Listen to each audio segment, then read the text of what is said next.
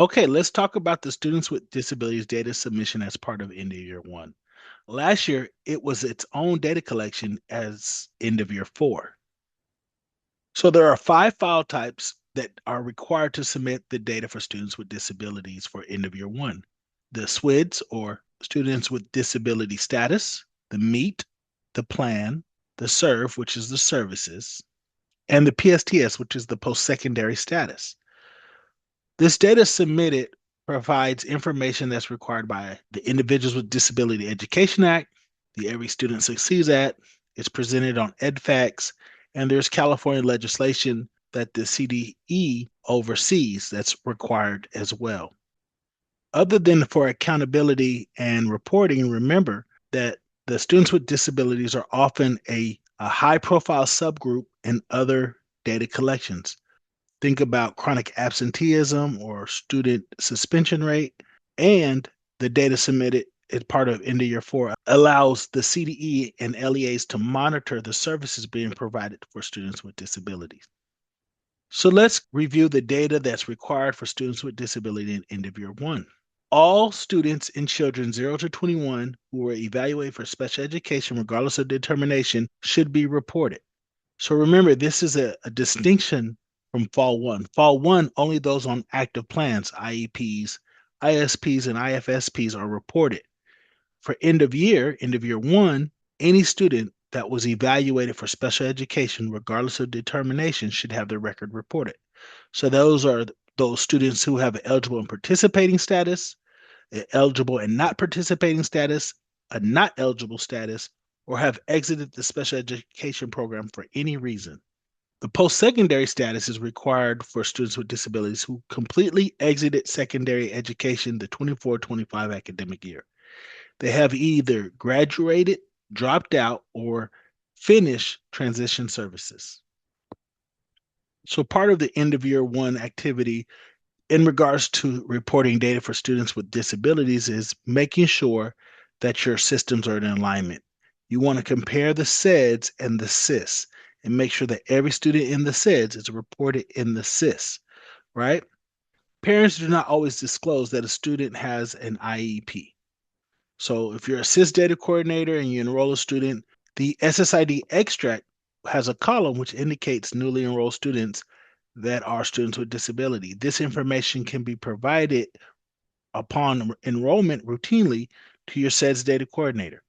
So that we can identify students who are entitled services even if the parents do not present that information to us. CALPADS also requires matching enrollment records from the SIS to be posted prior to any status, meet, plan, or service file. So if you're a special education data coordinator, you're submitting records and you're getting a GER 5, ensure that your data coordinator has updated the enrollment in CALPADS. Discrepancies between the SIS and the SEDS can lead to an LEA being incorrectly identified as disproportionate. So remember, the special education data identifies those students and their services. However, when you think of discipline or race ethnicity, that's coming from the SIS.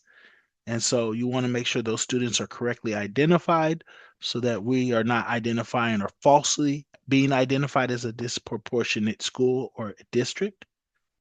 And then lastly, missing exit information in one system can lead to students erroneously appearing on monitoring reports and being flagged as overdue.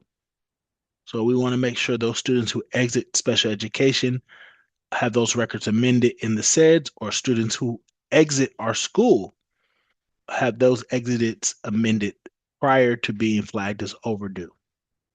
Another required activity of the end of year one students with disability submission is to review the pending meeting types. All your pending meetings should be submitted prior to June 30th, 2026. If the meetings have been held for these students, generate a transaction with the appropriate outcome of the initial evaluation. If a parent revokes consent and the student will not be assessed, deactivate the SEDS record and delete the pending record from CALPADS. Now, if you're a SIS data coordinator and you have a student who is enrolled solely for the purpose of receiving services, a lot of times students that are younger, on IFSPs, are enrolled and only receive services. If you have a situation where you enroll a student with the pending evaluation and the parent never gets the evaluation, it's revoked, that means you have to no-show that enrollment record. So oftentimes we will see an open record because you're unaware that the student had never been evaluated. So again, you have to work in concert with the SEDS data coordinator. And there are other proactive steps you can take to get ahead of the certification process with the Students with Disabilities end of year submission. You can resolve any frequently and occurring data discrepancies, right? So we always see the SENR 0606E1 missing plan record for eligible and participating student, right? Those are often errors that trigger when a student transfers and we don't update their record in CALPADS. We want to make sure that we are adopting the IEPs so there is no gap in services or no gap in reported services in CALPADS before they have a plan review meeting. Plan 0390E4 and 0397E1, right? Missing transition indicators. So there are several indicators that trigger based on the student's age throughout the year. Those students who are approaching 16 are identified, and you have to update their records with transition indicators. These are yes or no values, but you want to make sure that those students with transition plans in place have amendments, and those students who may not have a transition plan in place before the required age have an amendment indicating no transition plan. SENR 04391, adult age students with disability in transition status. The adult age students with disability in transition status indicator is in the SENR record. This is not in one of the 4 or 5 records specific to students with disability. If you're a SIS data coordinator, again, you either have to allow your SEDS data coordinator to update these enrollment records, or you have to work with them to identify those students with disability who may require this indicator to be populated. So any student in grade 12 has to have the transition status populated. Those students in their initial year of grade 12, the indicator should be no. After they complete their first year of grade 12, they might be in transition status, and it can be a yes or no. Of course, you want to use monitoring report 16.21 to monitor timelines, and you want to account for students with disability completers. Those students who are graduates, even if they graduated with the alternate pathway, if they have a certificate of completion, or again, if they are going to receive transition services. All right, let's talk about how to properly exit students from special education. You always want to check with the case manager and ensure students who were exited from special education have all the necessary exit information populated in the SEDS. Remember, students are exited from special education only when they are no longer eligible for receiving services.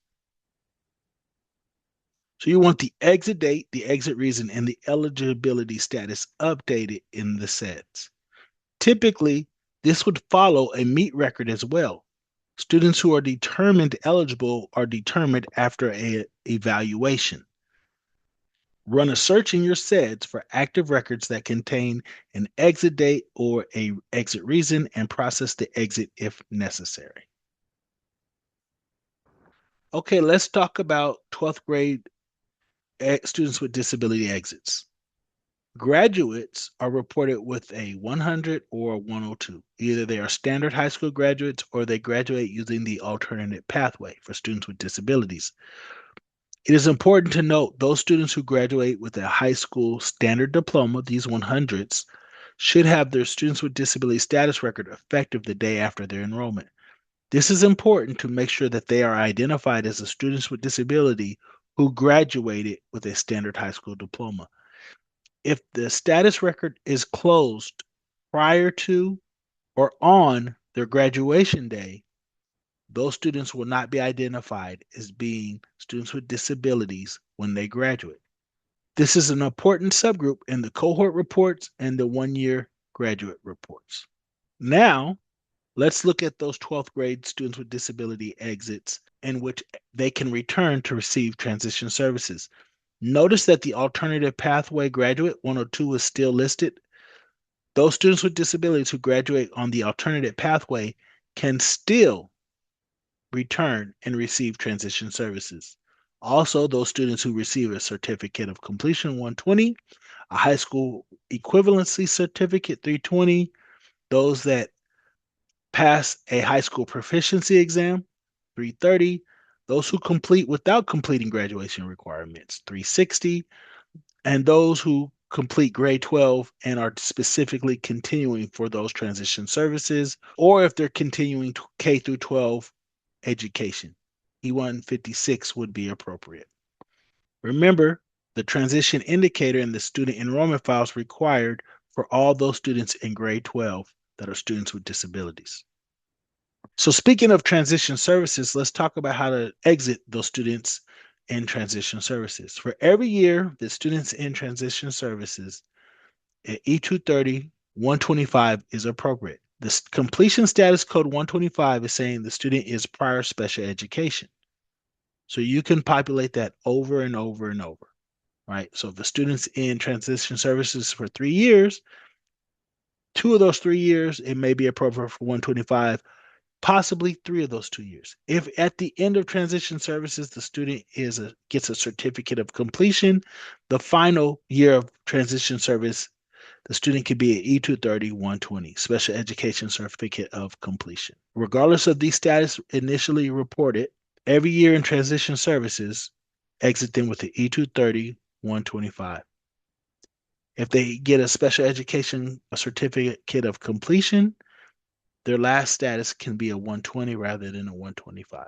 So all those students who have graduated, dropped out, or completed their transition services and completely exited K through 12 education should have a post-secondary status survey. The post-secondary status data provides us insight on how effectively schools are preparing students with disabilities to transition into adulthood. This identifies gaps in services and supports. Specifically, counts of former students with disabilities enrolled in higher education are provided.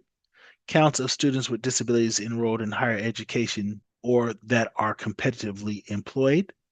Counts of students with disabilities enrolled in higher education and counts of students with disabilities enrolled in higher education or other post-secondary education, training, or competitively employed are provided. Which students require post-secondary status?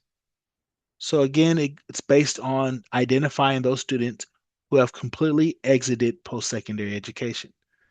So it can be those students who have graduated with a standard diploma or an alternate pathway, provided they're not in transition services. Students who have received a certificate of completion, 120, your adult ed diploma, 250, received high school equivalency certificate, 320, and are not in transition services, passed the high school proficiency exam, 330, and again are not in transition services, completed grade 12 without completing graduation requirements, otherwise known as a dropout, 360, but are not in transition services. Also, if a student exits using one of the following exit reasons, E140, E125, E300, E400, E410, and T280. So any students with disability who has exited post-secondary education completely is eligible to have a status. Kyron, these exit codes, Yeah, they're only for students with disability. The CTE, no, right? no. Yeah, this is just for those who never re-enrolled back. So, and it's for special ed. This exit goes at the bottom. Thank you, Kyron.